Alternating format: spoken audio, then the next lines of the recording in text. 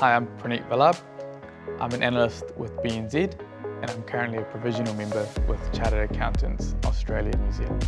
I'm Kate Finlay, I'm one of the recruitment business partners at Fonterra. Hi, I'm Nicola Gorse, I'm an account manager at Next Step. Kia ora, ko Sinead tōku ingoa. I am in the enterprise division of KPMG, currently studying towards being a chartered accountant. Hi, welcome to the Chartered Accountants Australia and New Zealand Career Series. I'm Louisa. In this 4-part series, we'll get the answers to the questions you've been asking to help you get on your way to being work ready and forging your career path in business and accounting. We'll talk to the experts and business professionals who were in your shoes not so long ago by covering topics on personal branding, stepping into the workforce, nurturing business relationships, and how you can get the skills to become a great future leader. Instead of a standard Q&A session, we're going to mix it up a little and get our speakers to draw questions out of a bowl to keep them on their toes. Oh, that's a tricky one. What is a common mistake you see students making on their social media profiles? How do I be really PC about this? Sorry, I said a lot. I don't like saying What resources do you suggest? I'm sorry. If you were to give your university self one piece of advice, what would it be? Stop drinking. What resources did you use when looking for a job? Oh, okay. Yeah, that's a difficult question. What is happening in the graduate job market? Okay. In this session, Stepping into the Workforce, will provide you with the insights to help plan your after-study journey, advice on finding a job in the accounting field, and transitioning to full-time employment. We'll hear from Nicola Gorse, Account Manager at Next Step, Kate Finlay, Recruitment Business Partner and Graduate Recruitment Manager at Fonterra, Praneet Vallabh, Performance and Planning Analyst at BNZ, and Sinead Tutulu, Private Enterprise Graduate at KPMG. They'll share some of their experiences with graduate recruitment and what students can do to increase their chances of success. So do you suggest students have a job hunt plan? Yes, absolutely. Job hunting is something you should be thinking about right from the get-go, right from first year. There's so many opportunities out there with internships, with gaining experience, with adding to your CV. So, doing your research, finding out what's in the market currently in terms of graduate roles, internship roles. There's heaps of great resources out there like Next Step. Create a profile, see what's going on, find out when employers are going out for recruitment. A lot of people miss the Mad March period of recruitment with the accounting firms and many other New Zealand businesses. So understanding the patterns of recruitment with graduate and going from there. Where did you start when you were looking for a grade role? I would have to say that I had to start with career services. They are the people who know best. They are the ones that really directed me into the right path and discovering where exactly I should start with. They even helped me with figuring out who are the Big Four and what is the Big Four, and also helped me with deciding what kind of accountant do I want to be. The biggest resource I used was the Careers Expo and what Vic University offered.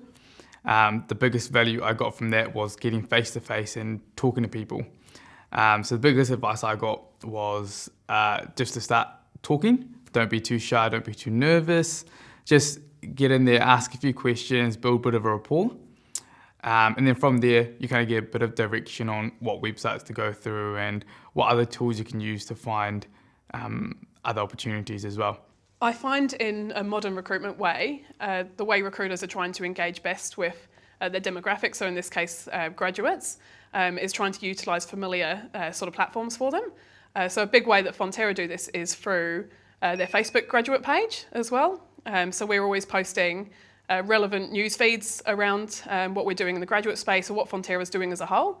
I think that when you start to engage your employers on that sort of level, that you'll make yourself really stand out. And what do you think? So there are many resources out there. For example, in the digital space, nextstep.co.nz, our platform, we profile over 90 employers in New Zealand, and you can research, what the opportunities are there for you, when they're going to be engaging with you online, in live chats, going onto campus, and also when they're going out for recruitment. It's all key to your job search journey. Do you have any tips for tertiary students on what they can do to stand out from the crowd and or get an edge in the job market? I think the biggest thing for that is just getting involved in extracurricular activities. And by that I mean just playing sport in the weekends, or getting involved with some volunteer work, or taking part in your hobbies on a more regular basis. I think it's important to make sure you do have other interests outside of university. It doesn't really matter what they are. For me personally, it was a bit of volunteer work and a bit of sport. But I think that helps show that you do have a mindset that isn't just focused on academics. You can work in different social groups, and you do have experience working with different people types as well. And even today, going forward, that's still something I try and maintain. I try to get involved in different things outside of work. That does help show that I'm well-rounded and that I can work in different environments. So in my second year, going into my third year, I was really thinking about how do I show these employers that I'm really keen to become an accountant. So what I did is I applied for the CA student brand champion role. This was because it was going to really show my interest in the field. So on top of my studies, not only was I studying towards becoming an accountant, but I was also helping other students to become accountants. So having both the the study behind me and the CA student brand champion role really helped me to connect with employers and with students at the same time. I think attending as many events or recruitment networking events as possible, meeting with recruiters, meeting with employers, and trying to get a gauge on what they're looking for. If you're doing that and the next person isn't, and you already have an understanding of what their business needs are, then you already have a competitive advantage against them, and you'll make it much more appealing when you're interviewing with them if you already know about the business. What are the most common mistakes you see students make when applying for a role, and how they can prevent this? Nicola, it's best for you. So some mistakes I see made come down to the basics, so how you're presenting your CV, things like your cover letter, are you addressing it to the right person, are you making sure that you've done your research into the program or into the business, and including that in your cover letter, in your CV, making sure that you're showing an interest right from the get-go, and being prepared throughout the selection process. Yeah, I think as well, it's easy to remember when you're applying for a whole bunch of different roles, you've got a whole bunch of different processes to go through. So multiple screening, multiple testing, multiple video interviews and phone interviews. But I think it's really important to remember to keep the quality high, not to rush through the testing, for example, because there'll be different benchmarks that you need to meet. So I would put the effort and the focus onto making sure that you're spending the time to do it properly, rather than racing through it and just trying to finish it. Yeah, keep the quality high. What part of the application process did you find most challenging? The most challenging part for me, I found, was dealing with first interview nerves. That's something that kind of always gets you because you never really know what to expect. One of the biggest tips that I was told, and that I use still today when I have to, is applying the STAR methodology. So STAR is an acronym, and it stands for Situation, Task, Action, Result. And it's just a kind of a way to structure your answers when talking to an interviewer.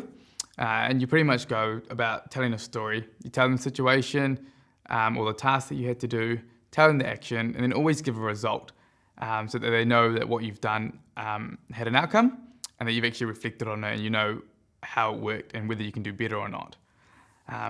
So that is something I still use now and I've found really helpful.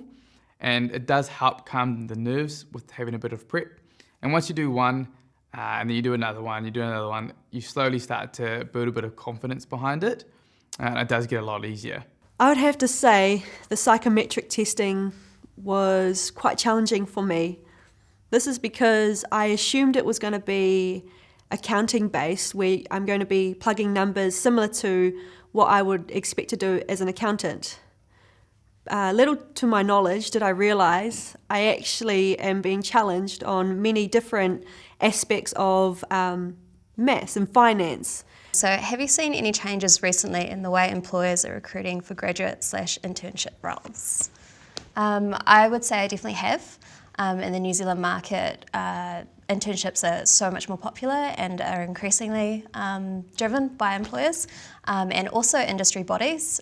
So there's some cool things out there at the moment, like Summer of Tech, the Achievers program, and also there's a new internship program starting up called the FGC Internship. So it's really a good understanding to get some experience in the industry and kind of, get experience with those employers as well. I've seen a definite change in how we're recruiting for these. It's not just competitive for graduates applying for roles, it's also competitive for employers trying to engage students as well. So there's a huge change and shift in technology that we're using now. So we'll use social media to attract graduates to apply, but also through the recruitment process itself, we use things like video interviewing, testing. So it helps us remain competitive throughout the process, which is very different to how it has been in previous years. What tips would you give students to prepare for the recruitment process? I think one of the biggest tips, especially with an interview, is to find out what your unique selling point is, so your USP. If you're not sure, ask friends and family, but it could be anything from your creative flair, your potential leadership skills, it could be your personality or your drive or your ambition, but make sure that you find out what it is before you even step foot into the recruitment process. So if you're in an interview, for example, and you're really playing on that key USP or unique selling point, you'll come across a lot more natural and engaging, and in turn that will help the recruiters to warm to you. What is happening in the graduate job market? So there's a lot of trends happening in the market at the moment in New Zealand. A lot of New Zealand employers are really branching out on what kind of subject disciplines they're accepting and they're looking for. For example, some of the big FMCG businesses in New Zealand are looking for subject disciplines from engineering right through to accounting. So that's a big change. No longer does your degree define what kind of role you're going to end up in. Would you like to add to that? I think as well with a lot of the larger employers who have big scopy graduate programs, they tend to look at bringing the graduate programs out throughout the year. So you might have a big for business coming out with their graduate programs earlier in the year, and then the big FMCGs coming out a bit later. I think it's to secure the key talent throughout the year, so it's worth bearing in mind that when you do secure a graduate position, that there will be some more coming up later on in the year, so just really go after the business that you want and then follow that. What did you find the hardest adjustment when transitioning from tertiary education to the workforce? Definitely having to stay awake till 5 p.m. I would have to say you can't just go home at lunchtime and take a quick nap like you could when you had a class at uni. Now you have to be at work for at least 8 hours and you have to be committed to that time frame. I think accountability is a huge one. When you're in university or when you've come from higher education, you are accountable to yourself or a small group of other students. When you are transitioning into the workforce, you are then accountable for the business, your peers, colleagues, which can be quite daunting at first. You might be faced with real life business critical decisions or projects that you'll be working on. And it's just trying to scope out how the best way to do that is without losing traction of what you're doing. I would say it's the accountability. Well, for me, it's having an iron shirt on a daily basis. But actually what the biggest transition or the biggest adjustment for me, I guess, was the culture shift. And going from being an independent person at university and having no one really relying on your result and your work contribution to going into a culture where it's full of interdependencies and you're responsible and accountable for the work that you do. And that is something that you learn pretty quickly. What aspects of your grad role did you love and what aspects did you find challenging? The aspect that I loved was, as cheesy as it may sound, the application of knowledge. It's quite nice to know that what you've learned and what you study is coming into practice. You can go and you can actually apply what you've learned in a real life situation.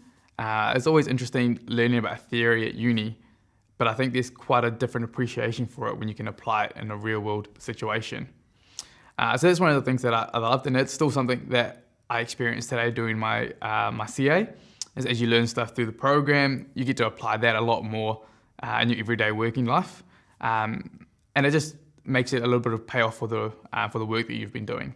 What I loved about my role was definitely being able to meet with new clients every single week. Being a people person, I get to travel and meet new people from all industries. What I found challenging when I first stepped into this role was the technical skills. Technical skills is something you have to learn along the way and something you can't just pick up overnight. You just got to learn it as you go and enable people to help you along the way. What is one common mistake you see students making on their social media profiles? At Fonterra, we have a Facebook graduate page which we use to recruit. As a part of that, if people or students are posting questions to us or answering questions or engaging in conversations, we can see everything that they have posted on their Facebook pages themselves. And because social media is such a big idea that people are using nowadays to recruit, you've got to be really conscious what you are actually posting and what's actually visible. It's not just employers, it's leaders of the business, it's your peers that can see everything. So I would really highly suggest that you keep your social media quite private. Yeah, at the end of the day though, the employers are going to understand that you do have a social life, but it's up to you as to what you want to share with anyone. So, look at your privacy settings. What do you really want people to be seeing? People that you don't know as well. So, If you were to give yourself, your university self, one piece of advice, what would it be? I would say start early. From the moment you get into university, I would be thinking about where in the future you're wanting to head, because planning for your papers is really important. The one piece of advice I would give myself would be, don't be afraid to apply for something just because you think it's out of your league. You never know what qualities you have that might work in your favour. The reason I say this is that I became an accountant a couple of years after I finished my degree, and I was working in a contact centre within BNZ beforehand. And this role came up, and I was quite hesitant to apply because they were looking for someone with a year's experience in an accounting firm or professional environment. But I thought that I've been working in a professional firm anyway, so I'll give it a go. And I wasn't overly hopeful, but it actually turned out that my experience working as it was worked in my favour for this role. What were your key learnings from the session? I'll tell you mine. Tips, tricks and advice on how and where I can start looking for a job, what I can do to help make the transition from study to work easier, things to avoid so I don't make common mistakes, trends in graduate recruitment, and how I can stand out in the graduate market. So now it's up to you to put all this information from this session into practice by learning from experienced professionals. To continue your career journey, check out youunlimitedANZ.com for more information on upskilling, tips on job seeking, and inspirational stories from chartered accountants making a difference.